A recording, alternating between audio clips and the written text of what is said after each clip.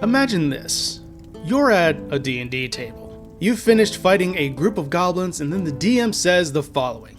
As you loot the bodies of the goblins, you find some beaten up scimitars and cobbled together short bows, as well as strung together leather armor.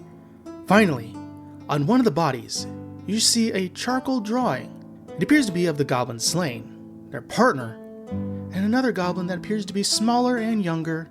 And now the DM smiles and looks at the table as you feel the emotional strings being pulled that you had no idea could happen and are now meant to feel bad about doing something that the DM set up and gave no hints toward ahead of time. Yeah, in case you couldn't tell via the thumbnail or last few sentences, I hate it when DMs or writers in general do something like this. The reason why is because it's actually trying to do something really good.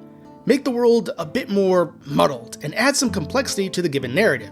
It can turn a go kill the local goblin tribe leader questline and add an additional layer to it that could make it interesting, especially for a table who gets into RP side of things, turning what could be a combat encounter into a social one that the party now needs to navigate around and find out potentially what is going on. So on the surface of things, you'd think something like this would work, but here's why it doesn't, or at least why it doesn't work for me and I actively hate it. It acts as though the combat itself is setting up what you would come to expect of a normal situation, such as the goblins or what have you are returning from patrol. Maybe they are raiding a cart. Initiative is rolled, combat is had, and then you find the letter.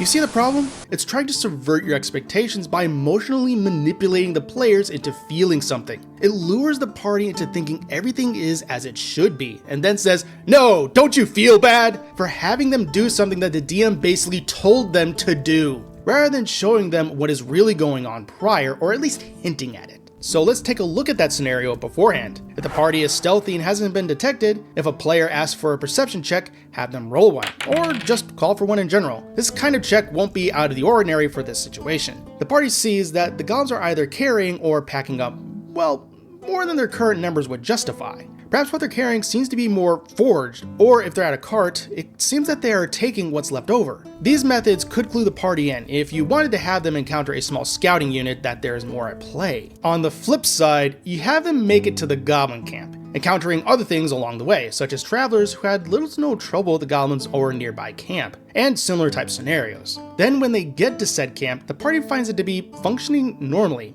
nothing at all like they were told when they got the mission. Rather than being emotionally manipulated into feeling guilty for taking the life of a creature who had a family because of some trinket after the combat, as a DM, you set up moments for the party to discover naturally within the world that there are bigger things happening. As to whether or not the party was lied to by their employer or the targets when you come face to face with them is entirely up to you. Maybe it was all just a misunderstanding. Anyway, the big point is that the above example of finding something that's supposed to tug at the emotional heartstrings after combat, when nothing beforehand was set up properly, is the definition of lazy writing and DMing. It's a cheap way to get emotion out of your players and make your world feel deep, because you are telling the players in that moment you should feel bad, rather than setting that moment up for emotional complexity, which is a tricky thing to do. However, when done naturally, can create for a more interesting narrative and world. Either way, give it a shot. If that's not the kind of game you want to run and you just want to go in, take out a bunch of monsters, then by all means, have fun. But if emotional depth is what you want, then do a bit more than you find a baby rattle. And that'll do it for this video, folks. Thank you so much for watching, and I'll catch you all next time.